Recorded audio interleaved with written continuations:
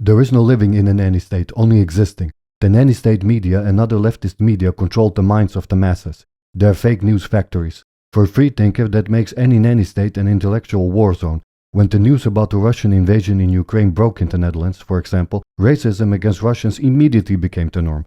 Slavophobia was already the norm in the Netherlands. A Russian supermarket was attacked in Amsterdam, for example, even though it's owned by Armenians who claim that it's really a Slavic supermarket. Around the same time, I went to a restaurant and an old man saw me looking at an article about the war in a newspaper. He commented on the war and assumed that I'm brainwashed into opposing Russia like he is. You cannot have your own opinion if it's not the approved opinion. Thinking is too difficult for the masses in a nanny state. It's a practice that requires skills and experience. Nobody is teaching anyone how to think in a nanny state. Instead, people are taught simple concepts and how to respond to buzzwords. It's just like how dogs are trained. You don't tell a dog, "Can you please come here?" Instead, you say, "Come." That's how it works in case of the masses in a nanny state. The nanny uses buzzwords like green, environment friendly, Nazi, and so on. The same words and lies are constantly repeated. Thinking is not taught at all. Take author David Icke as an example. He wanted to come to Amsterdam in 2022 on November 6 to give a speech during a protest against the government. Leftists and Talmudists immediately began to panic and look for ways to legally prevent him from giving the speech. David Icke is a free thinker and that's not allowed in the Netherlands. There is no freedom of speech in this country. Freedom of speech is not protected by the Constitution like it is in the United States.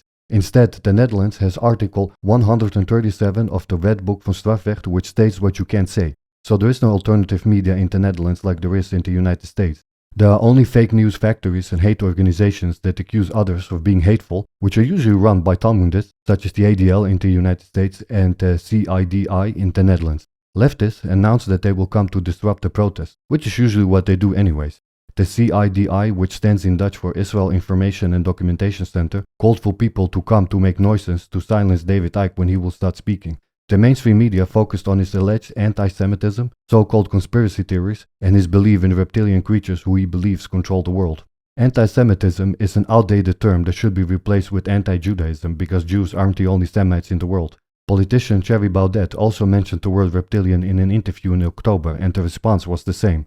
Both were ridiculed, but the joke is on them because they don't understand how religion works. While Thierry Baudet used the word reptilian as a metaphor, David Icke believes in actual reptilian creatures who are shapeshifters. So what? That's a belief, which is no different than believing in angels or demons. But the mentally castrated society can't figure that out because they don't know how to think. All fake news factories have to do is show them cartoon images of reptilians and tell them how ridiculous it is. The belief in reptilian creatures is not even weird. Religions throughout the world use reptilian imagery, especially in the form of snakes. That includes Christianity as well. For example, Revelation chapter 16 verse 13 to 14 states, start quote, "I saw coming out of the mouth of the dragon and out of the mouth of the beast and out of the mouth of the false prophet 3 unclean spirits, something like frogs, for they are spirits of demons, performing signs, which go out to the kings of the whole inhabited earth, to gather them together for the war of that great day of God, the Almighty." End quote. Joshua said in Matthew chapter 10 verse 16, start quote, "Behold, I send you out as sheep among wolves. Therefore be wise as serpents and harmless as doves." End quote. Now take a look at what leftists in general believe, which is Darwinism. They believe that apes magically transformed into humans over time. Go back even further and there is the magic soup from which life originated, according to their religion. As for Talmudists, look at what their own religion says about them.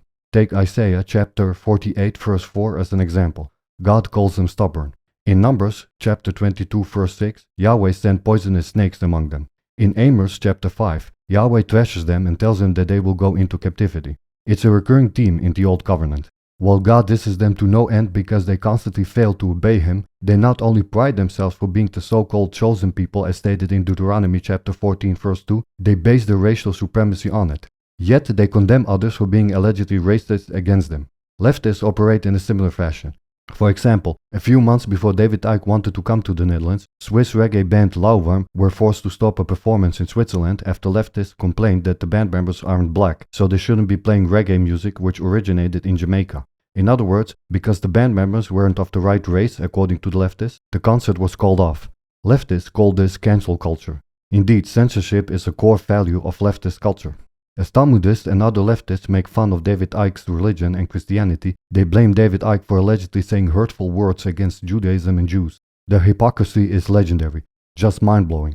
In Matthew chapter 23 verse 28, Yahshua says to them, "In the same way on the outside you appear to people as righteous, but on the inside you are full of hypocrisy and wickedness." I've never heard David Icke speak against Judaism, but I've heard him speak against Christianity, but so what? He's a New Ager, and while I'm against New Ageism because it's occultism that is repackaged for the masses, I don't consider him Christophobic, but leftists are most definitely Christophobic. They have an irrational fear of anything that's biblical. Both leftists and Talmudists have an irrational fear of David Icke and his religion.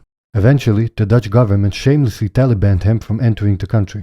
They have sent him a letter in which they have stated that since leftists have announced to disrupt the anti-government protest, that public order and public peace will be compromised by his presence. David Icke got literally Talibanned because leftists are threatening to use violence against rightists. Leftists and Islamists have a monopoly on violence in the world. Freedom of speech is a human right.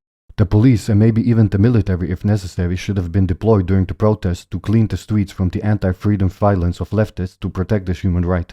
In fact, rightists themselves should be armed, but there is of course no right to bear arms in this hellhole. The right to defend yourself with weapons is also a human right.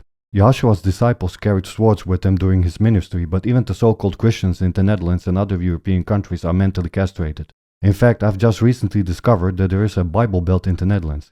I was born in this country and I'm almost 40 now. How does a Bible Belt exist in a nanny state? Before David Icke, Pastor Steven Anderson got Talibanned from entering the country because of his words. The State Secretary of Justice and Security at the time said that the government is taking strong action against extremist speakers who, by spreading their beliefs, restrict the freedom of others or even incite hatred or violence. So threatening to use violence is totally fine according to the government, but allegedly saying words that can incite violence is not totally fine. Threatening to use violence against speech is not an attempt to restrict the freedom of speech of others, but speaking words which leftists consider to be bad is protecting the freedom of speech of others. The hypocrisy and lack of any sense is just mind-blowing.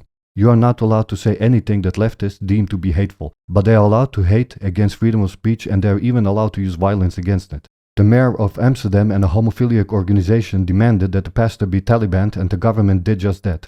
What did the Bible Belt do in response? Absolutely nothing. Most of them are Protestants, just like Pastor Anderson. I'm not Protestant and I have in fact much more reasons to disagree with Pastor Anderson than those Protestants in the so-called Bible Belt. But this is about freedom of speech being denied to a fellow Christian. A leftist organization that can't keep what they're doing in the bedroom confined to their bedroom have called on fellow leftists in the government to deny the freedom of speech of a Christian brother, and the Bible Belt failed to defend him and their own rights. Absolutely shameless. It should be called the Wussy Belt. The nanny has got their testicles in her purse. That's the problem with Christians today, especially in hellholes. These so-called Christians in the Netherlands should have taken action when their country was being transformed into a nanny state. Why would Christians need a nanny?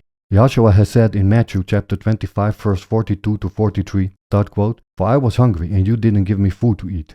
I was thirsty and you gave me no drink. I was a stranger and you didn't take me in. Naked and you didn't clothe me. Sick and in prison and you didn't visit me." End quote. Christians are supposed to represent him.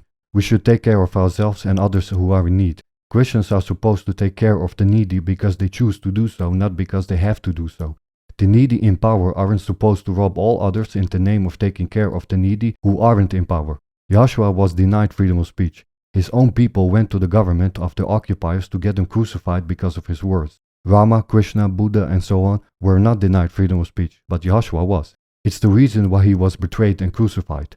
The Pharisees constantly tried to trick him into saying something that would get him in trouble with the Roman occupiers. To think that any large group of Christians would not defend the freedom of speech of another Christian is mind-blowing. It makes me ashamed of identifying myself as a Christian. I'm not ashamed of Christianity itself, but Christians in general have become a joke in the world. They allow leftists and Talmudists to rule over them. They allow their children to be sexually, politically and religiously brainwashed in indoctrination camps. During COVID-19, the government forced churches in the entire country to close their doors, including in the Wussy Belt where some of the religious leaders supported the fake vaccines. It's not even enough for them when their own government attacks Christians abroad. For example, in the 1990s, the West, including the Netherlands and the United States, joined sides with Islamic terrorists and attacked Christians in both Bosnia and Serbia. Racism against Serbians immediately became the norm. The Wussy Belts of the West were silent as bombs were falling on Serbia. First, they failed to defend their ecclesia, which is the whole community of Christians. Then they failed to defend their collective temples, which they usually call churches. They serve as the temples of the ecclesia. Then they failed to defend their individualist temples, which are their bodies. Now Christians are an endangered species, and that's exactly what the enemies of Christianity want. Once you figure out how the world works, you will see the world in completely different ways. Whatever the fake news factories tell you, you will be able to figure out what's behind it. They don't just produce disinformation, they cast spells. A spell is an expression of magic for the purpose of conjuring or communicating with demons or fallen angels. But since magic is based on fantasy, a spell is also used as the opposite of a fact, in which case the point of casting a spell is to mislead someone with lies. For example, in every dictatorship there are only a few people who know that they are living in a dictatorship.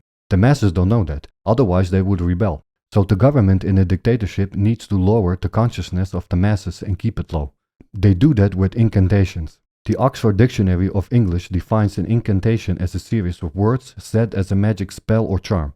Indeed, the masses need to be charmed. For example, you tell them that they are animals, but not directly. You need to charm it up first, such as by saying that science says that they are monkeys who are magically evolved from apes. That's the first step towards domesticating them and turning them into pets. You convince them of a fake reality. Pets need to be taken care of. So once the masses believe that they are magic monkeys, you can convince them that they need to be nannied. You convince them that they need the government to bring stability and order in their lives. The nanny will catch them if they fall. For example, if you can't pay for your healthcare, retirement, education and so on, the nanny promises to pay it for you. At one point, the masses will no longer know any other way of surviving. Homesteading, for example, will be foreign to them. At that point, they will be fully domesticated and therefore leftists. They will want to trust the government because they cannot survive without a nanny. Whatever the government tells them, they will be desperate to believe it. Likewise, domesticated pigs, for example, cannot survive in the wild, but they were once wild pigs. They cannot enjoy the wildlife. They need humans to survive. Likewise, leftists need their nanny to survive. There are always people who cannot be domesticated. They are rightists by nature. Incantations don't work well on them. Such people have a good understanding of human nature. They know that humans can be disgusting. They are cynical and easily become suspicious. They are truthers. If you are one of them and you see, for example, Western countries imposing sanctions on Russia, you will immediately know what the deal is. Western countries have already announced that they want households to not use gas, so they are the targets of those sanctions. Russia was Europe's biggest gas supplier. Of course they will stop supplying gas to the countries that sanction them and cause an energy crisis. If the government nags and complains about population growth but keeps on accepting unskilled and uneducated immigrants from the third world, you know that it's all about third world votes and replacing the native population. It's a recipe for disaster. The third worlders will massively become dependent on the nanny, so they will vote left to keep on being nannied. The native population will become outvoted, and if they oppose this in any way, the government and their minions will call them racist. If you want to know why they hate Christians so much, read the Bible. The Bible speaks of the greatest conspiracy known to man, which is the New World Order. Revelation talks about Satan and his minions conspiring to create a one-world government. Once you know that, then it becomes easy to understand why governments and leftists try to label conspiracists as mentally insane and dangerous to society. They conspire against people. So it only makes sense to attack the conspiracists before they are able to wake up enough people to be able to do something about it. That's the real story behind all the attacks against conspiracists and other truthers. They break the spells that people are under. To counter that, their words are called hate speech to justify the censorship of truth. Sometimes a major event in the world happens that triggers people to question the official narrative. In 2001, on September 11, such an event happened. The United States got attacked by the same type of terrorists that attacked Christians in Bosnia and Serbia. For many people, that became a turning point. All of a sudden, Islamic terrorists were no longer called freedom fighters by the fake news factories of the West, except in case of Bosnia and Serbia. Many truthers emerged to question the official narrative of the 9/11 terrorist attacks. Big tech companies didn't have a monopoly on social media back then. The web was about a decade old at the time. The number of truthers on the internet began to increase. We are collectively called the truth community. Truthism is not a new phenomenon.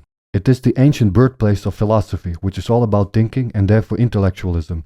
The word philosophy comes from Greek, meaning love of wisdom. Greek philosopher Socrates from Athens is credited as the founder of Western philosophy. He didn't fit into society and was seen as a threat to organized religion and the youth. So in 399 BC he was sentenced to death. He died from forced suicide by poisoning. Humans have always been the same. There's always someone who controls a group of people.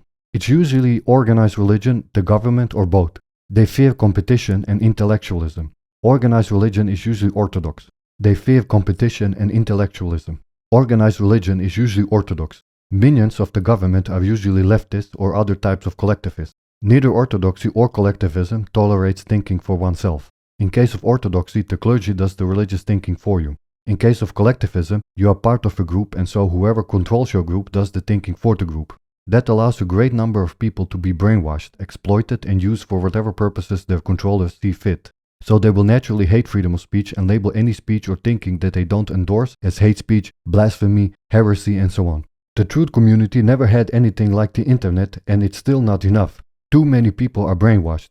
After the 9/11 terrorist attacks, Europe was hit next with several terrorist attacks. That was not enough for them to wake up and support freedom of speech. Unfortunately, big tech companies managed to attract so much people to their platforms over the years that they have become able to impose censorship. After Brexit and Donald Trump's presidential campaign in 2016, they began to permanently censor speech and destroy the truth community on their platforms. It's called deplatforming. Search results have become heavily censored as well. Large tech companies dealt a death blow to the truth community on their platforms during the outbreak of COVID-19. They accuse the truth community of spreading disinformation, but they are not censoring fake news factories like CNN and nanny state media. When Yahshua began his ministry, he launched his own truth community, which his disciples joined. It was opposed by the Pharisees, the Orthodox leaders of his time, alongside the Sadducees, who were also Orthodox. There is no one true church. Yahshua is the truth, and those who belong to him belong to the truth community that he instituted. He was a truther. The Pharisees and the Sadducees teamed up to get the Roman authorities to execute him because of his words, which the Orthodox leaders saw as hate speech in modern terms. His execution was an attempt to censor him. It's spiritual warfare. Yahshua talked about conspiracies, such as what would happen in the end times. He came to spread the good news. In John chapter 8 verse 32, he stated that the truth will make you free. Socrates was one of the people who paved the way for humans to be able to understand Yahshua. This world was an intellectual war zone for both him and Yahshua. Truthism is a sacred tradition. When the same spirit behind Yahshua is incarnated as the Messiah in the end times, the Bible says that he will appear on a white horse. Revelation chapter 19 verse 15 states, quote, "Out of his mouth proceeds a sharp double-edged sword, that with it he should strike the nations. He will rule them with an iron rod." End quote. The mouth that speaks the truth is a sword sheath against lies. Those who uphold the sacred tradition hold the sword of truth in their mouth. The first and foremost bearers of this sword must be spiritual teachers, especially mystics, who are on the front lines of the spiritual warfare. Philosophers, gurus, swamis, rabbis, pastors and so on have the obligation to teach the sheep, who are the spiritual military in this world. What happened in Bosnia and Serbia is the destiny of the world. What Serbian Christians faced is what Christians throughout the world are destined to face. Catholicism, Orthodox Christianity and even Protestantism has failed. The whole world is Kosovo, Bosnia, Chechnya and so on. Satan and his minions are coming for you, if they haven't already. Will you bow down to them or will you fight them? The average person in the West hasn't studied theology, philosophy or really anything useful. That's one of the reasons why it's important to be part of the truth community. Protestants believe in a doctrine called sola scriptura, which supports the idea that it's enough for a person to read scriptures and not rely on anything else. That's saying that the teacher is not needed, and although some people can learn by themselves, most need a teacher. In addition, a good teacher saves time for everyone. Society needs philosophers and spiritual teachers just as much as drowning people need a lifebuoy.